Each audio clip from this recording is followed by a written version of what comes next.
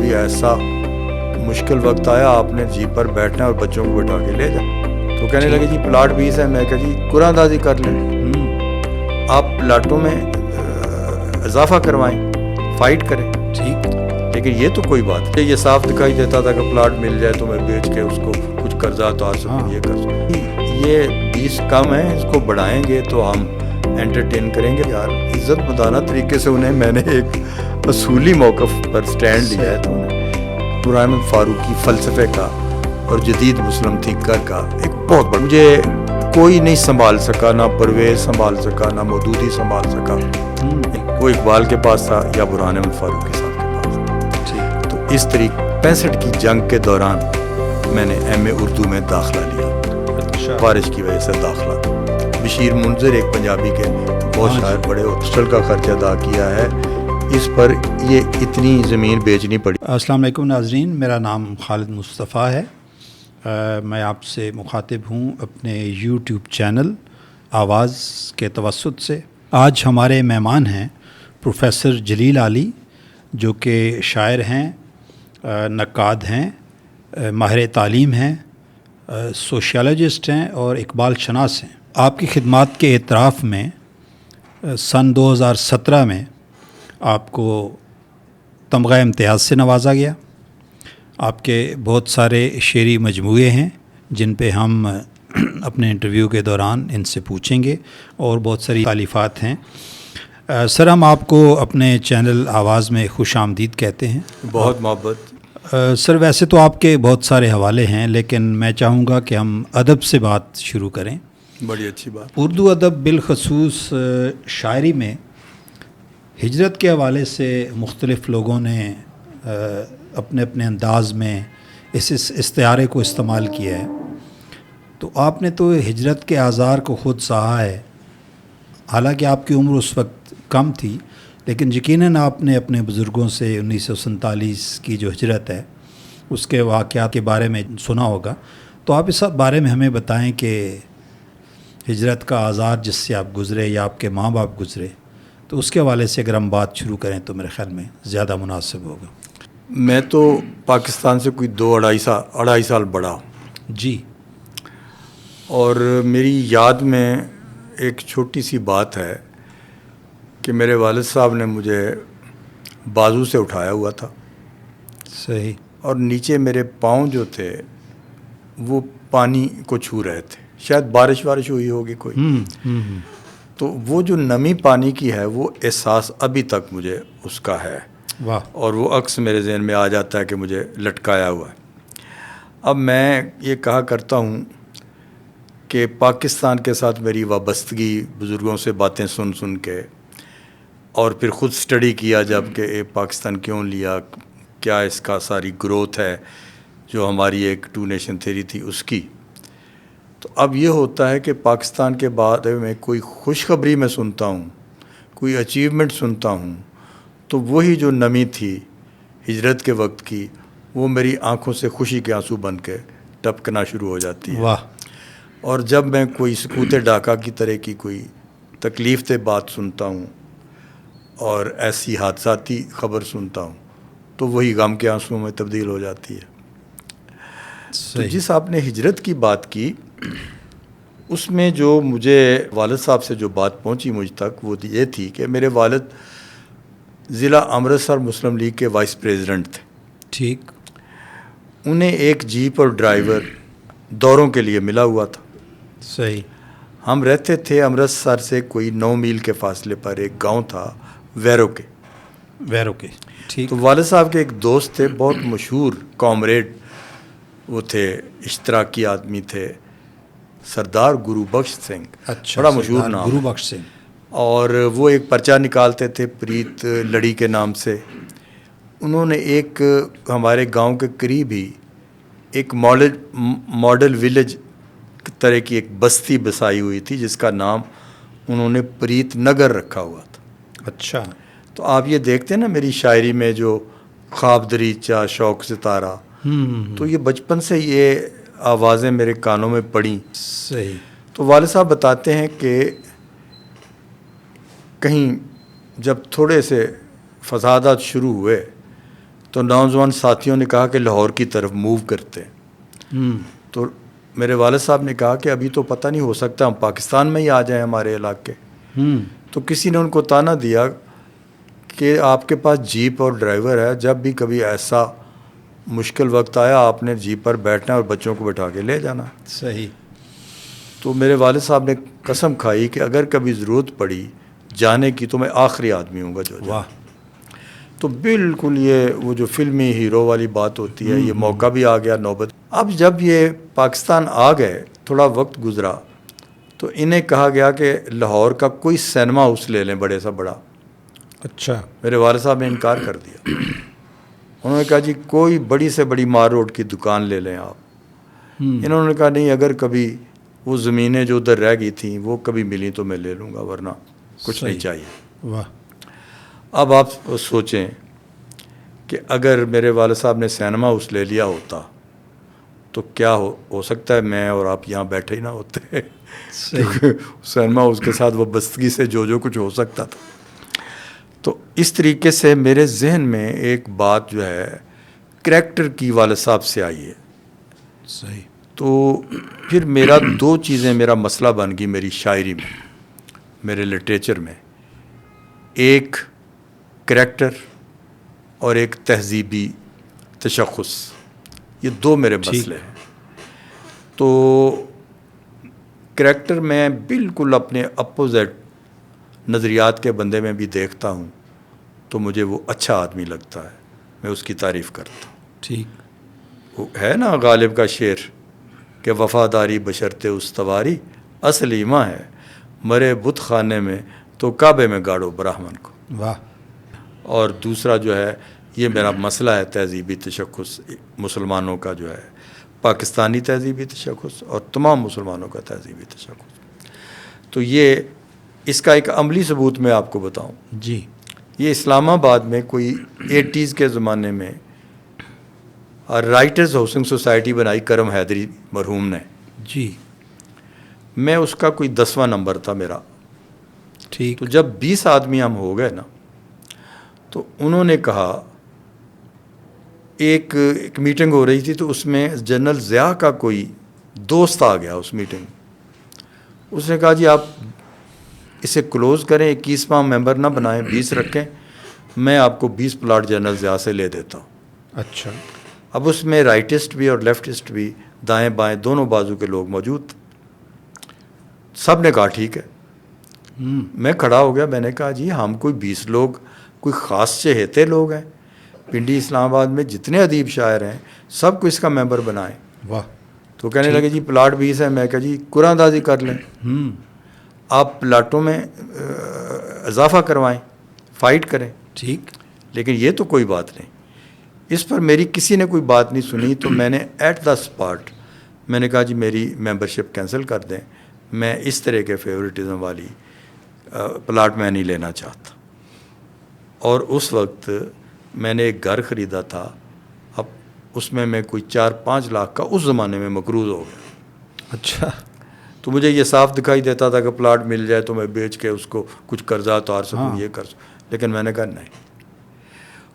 اس کے بعد C D A نے انہیں کہا کہ جی یہ 20 کم ہیں، اس کو بڑھائیں گے تو ہم انٹرٹین کریں گے ورنہ نہیں. ٹھیک. اب کسی نے مجھے کم بیک نہیں کہا. اچھا میرے لیے کوئی پرابلم نہیں تھا، میں ایک فون کرتا کہ ابھی اب میری شرط تو پوری ہوگی تو اب. جی. لیکن میں نے کہا یار عزت مدانہ طریقے سے انہیں میں نے ایک اصولی موقف پر سٹینڈ لیا ہے تو انہیں تو جناب اس طریقے سے وہ ہو گیا. تو مجھے اپنے والد صاحب یاد آئے جب میں نے انکار کیا نا، تو مجھے وہی والد صاحب یاد آئے جنہوں نے کہا تھا کہ نہ مجھے چاہیے سینما ہاؤس، نہ مجھے مار روڈ پر کوئی دکان چاہیے. انکار بڑا مشکل ہوتا ہے. جی.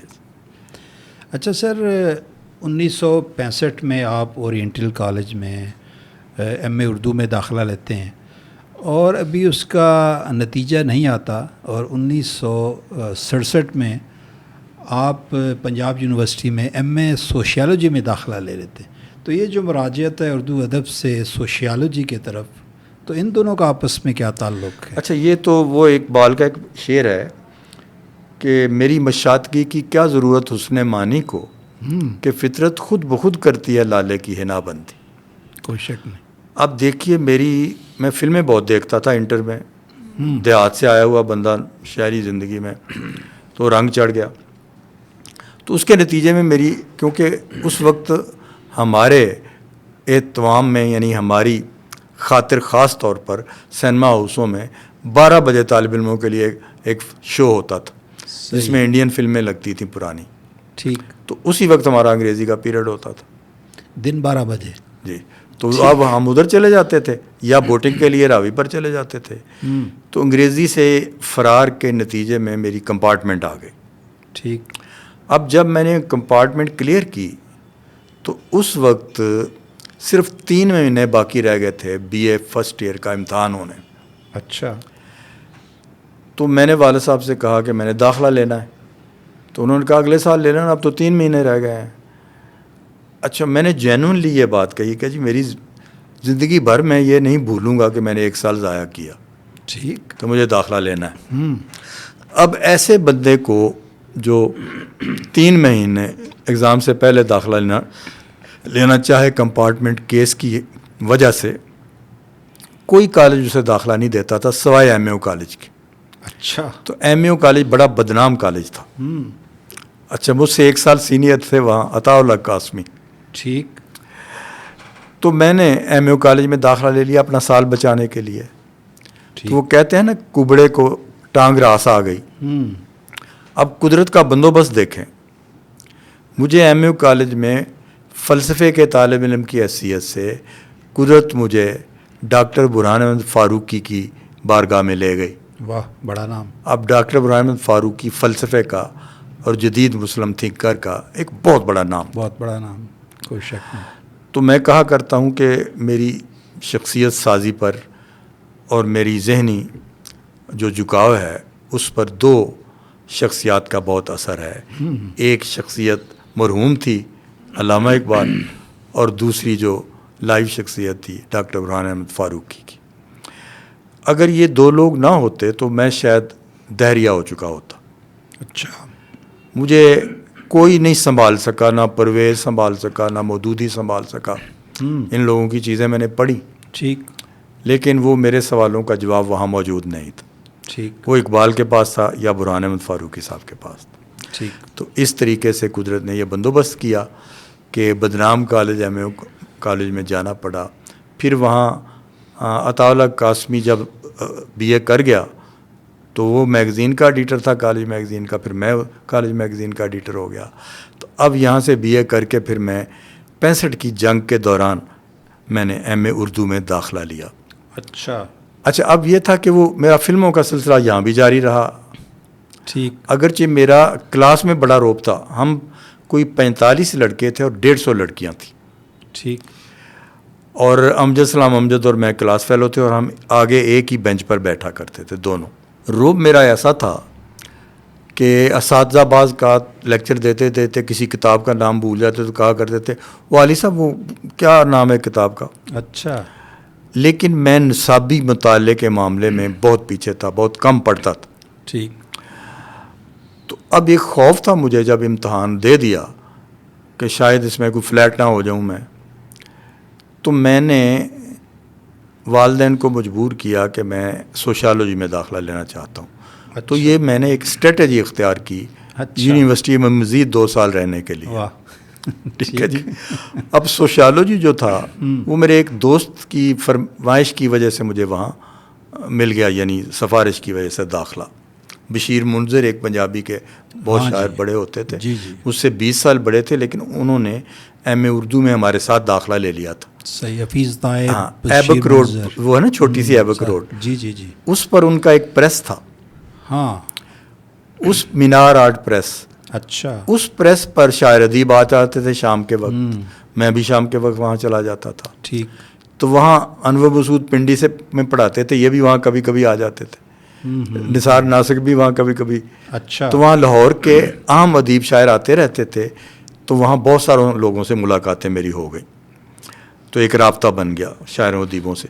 وہیں خالد احمد بھی آ جاتا تھا, وہ ہمیں ندیم صاحب کے پاس لے گیا دفتر میں, احمد ندیم قاسمی صاحب. ٹھیک ہے جی. تو احمد ندیم قاسمی صاحب کے پاس چلے گئے. احسان دانش تھے انارکلی میں قریب ہی, وہاں بھی ان سے بھی ملتے رہے. تو سوشالوجی میں داخلہ تو میرا اسٹریٹجک تھا. ٹھیک. اچھا, یہ میں نے سوچا ہی نہیں کہ یہ تو ساری انگریزی میں ہوگی, اور وہ ساری انگریزی میں تھی.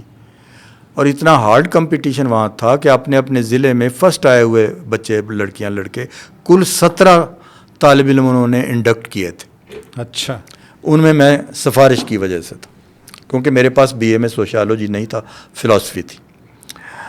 اب جناب ایک دم وہ بندہ جو انگریزی کی وجہ سے کمپارٹمنٹ جس کی آئی ہوئی ہو, اور پھر 2 سال اس نے اردو ہی پڑھی ہو, ٹھیک, تو اس کو ایک دم سوشالوجی انگریزی میں کرنی پڑی, تو ایک ذہن پر بوجھ پڑا. صحیح. جس میں ایک وقت میں یہ بھی آیا, میں نے کہا چھوڑتے ہیں.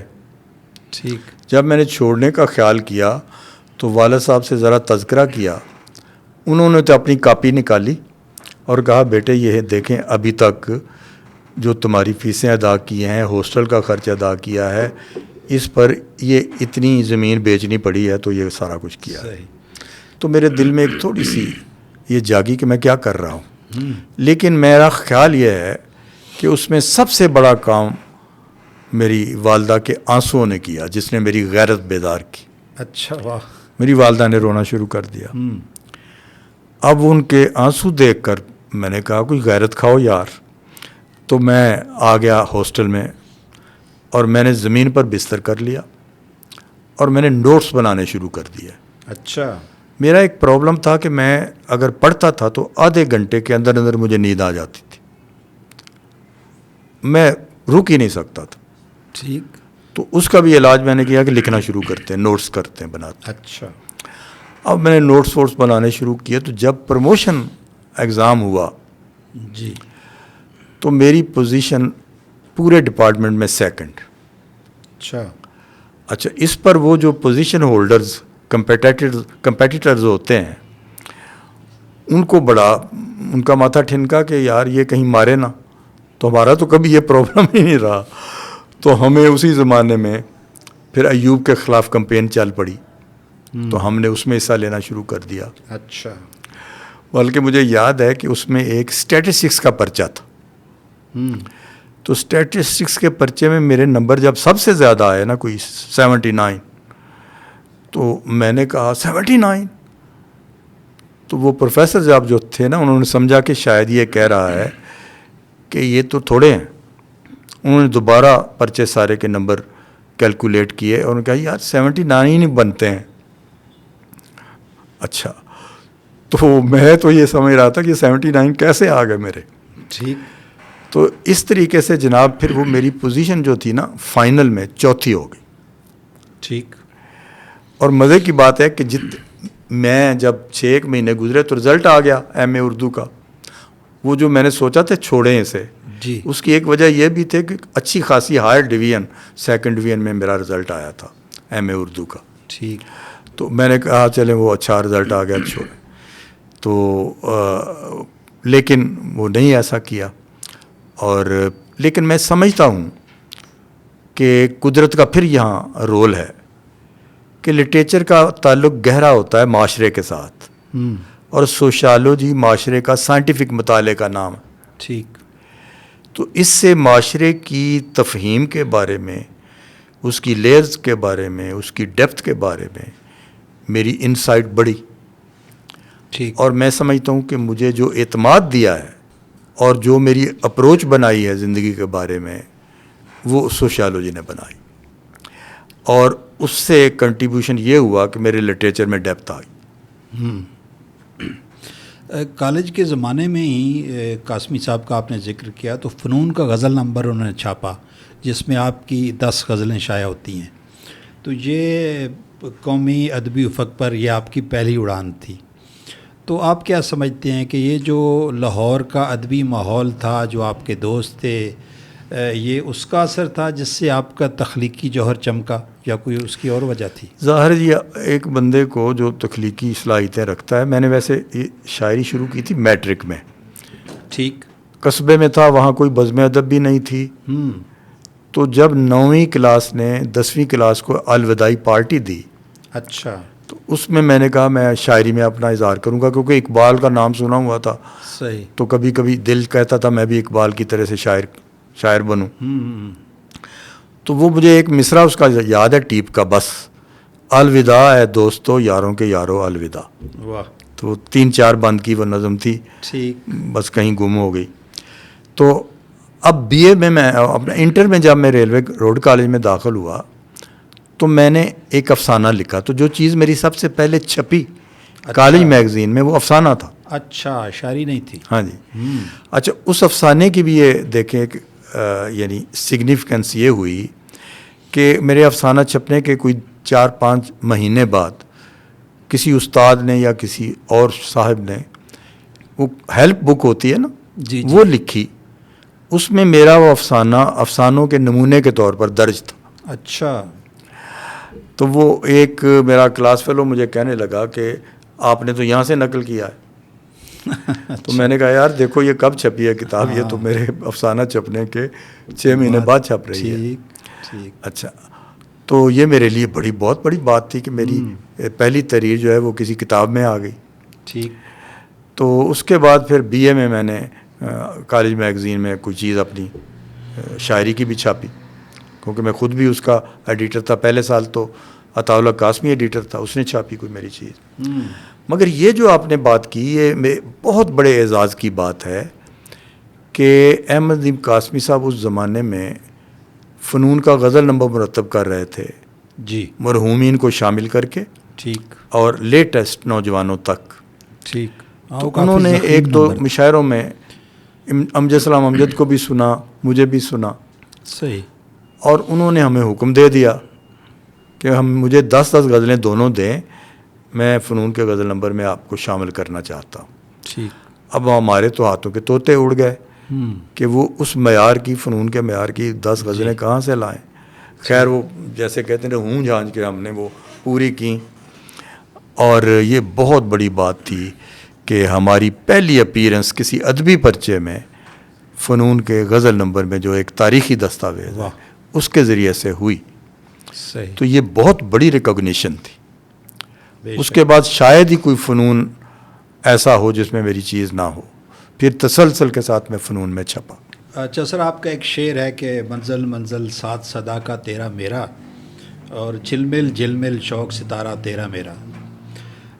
آپ کیا اور بیگم صاحبہ کا ساتھ ماشاءاللہ نصف صدی سے زیادہ ہو چکا. تو ذرا اپنی ازدواجی زندگی کے بارے میں بتائیں, اور یہ بھی بتائیں کہ میاں بیوی کا یہ جو تعلق ہے اس میں اتنا ماشاءاللہ آپ کی لمبی رفاقت ہے, تو اس میں مرد کا زیادہ کردار ہوتا ہے یا عورت کا زیادہ کردار ہوتا ہے ازدواجی تعلق کو استوار کرنے میں؟ اصل میں یہ تو یعنی فیملی ٹو فیملی ویری کرتی ہے چیز. ٹھیک ہے. مثلا ایک ورکنگ وومن ہے تو گھر کے حالات اور ہیں, اگر ایک ہاؤس وائف ہے تو گھر کے حالات اور ہیں. ٹھیک ہے. تو لیکن وہ جو کہتے ہیں نا کہ تالی تو دونوں ہاتھوں سے بجتی ہے. صحیح. اچھا, اب ہمارا بھی یہ تھا کہ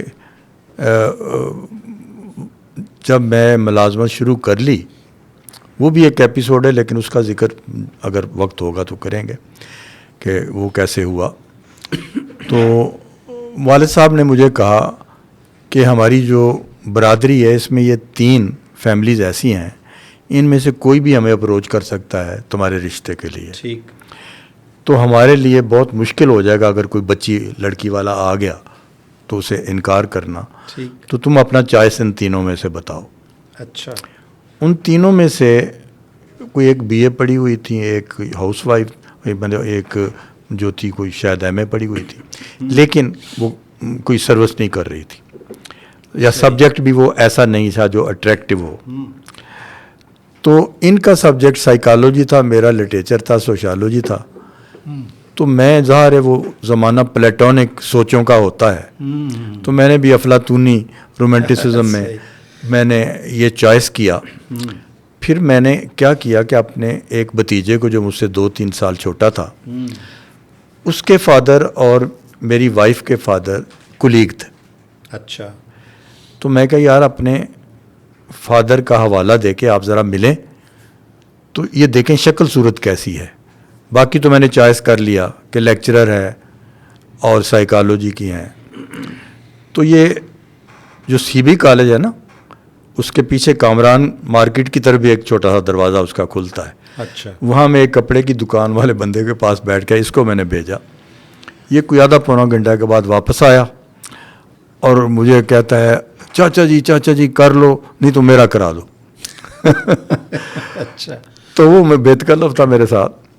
خیر اگلے دن میں پھر خود ملا.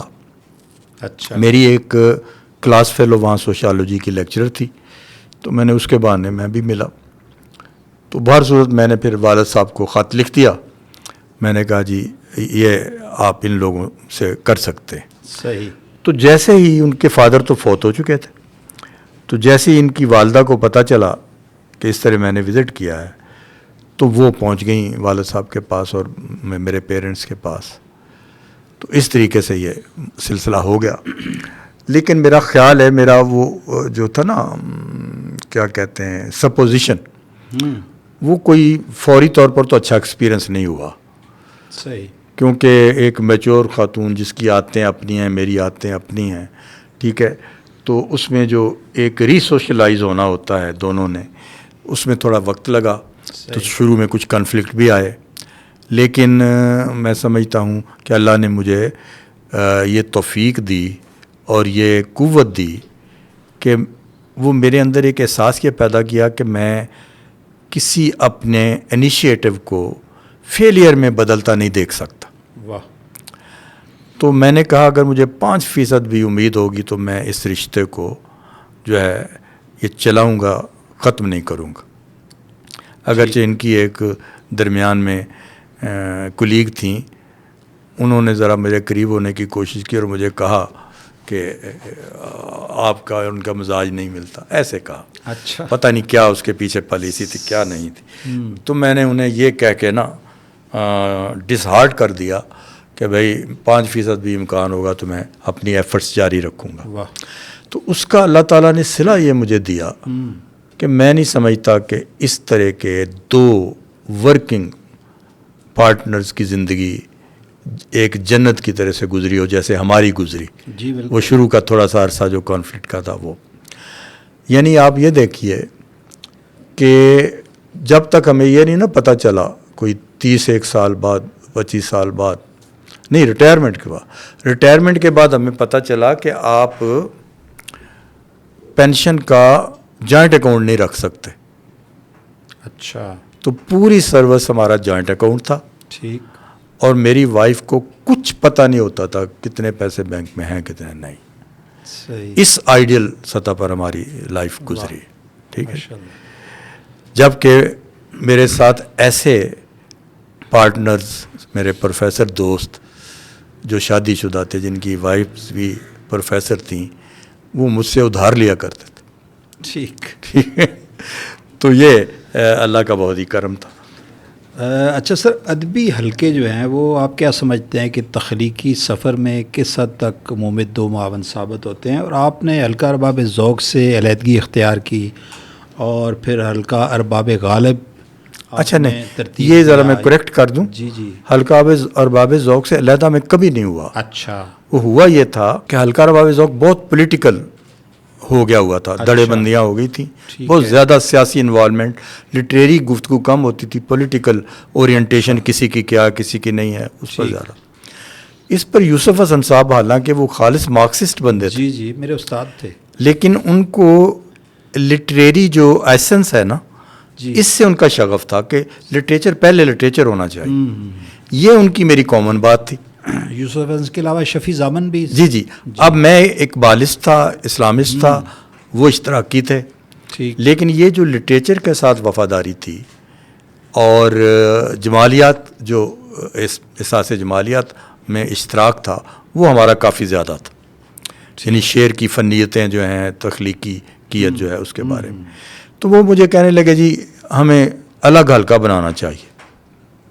یہ ان کا تھا آئیڈیا کہ الگ حلقہ بنانا چاہیے. جب انہوں نے بہت اصرار کیا تو میں نے انہیں کہا کہ 5 بندے ایسے مجھے پیدا کر دیں جو آندھی ہو، برسات ہو، کیسے بھی حالات ہوں، سردی ہو، گرمی ہو، جو حلقے میں آئیں، ٹھیک. تو میں اسی دن آغاز کر دیں گے، ہم اس کی بنیاد رکھ دیں گے. اچھا. پھر وہ آپ نے ابھی نام لیا، پھر جناب یوسف حسن، میں، شفیع امن، ایک آصف ڈار تھے اور ایک جہانگیر عمران. یہ 5 ہم بندے ہو گئے. انہوں نے کہا جی 5 ہو گئے ہیں، تو میں کہا رکھ دیتے. تو اس کی ہم نے بنیاد رکھ دی. میں نے اس کا کوئی عہدہ نہیں لیا. اچھا. یہ بھی آپ یاد رکھیں، میں اس کا کبھی کوئی عہدیدار، شاید اس کا وہ کیا کہتے ہیں ایگزیکٹر کا ممبر شاید رہا ہوں، لیکن میں نے کوئی سیکٹری، جوائنٹ سیکٹری میں نہیں بنا اس تو. لیکن میں دونوں جگہ جاتا رہا. اچھا القابہ ذوق میں بھی جاتا رہا. آپ وابستہ رہے. ٹھیک.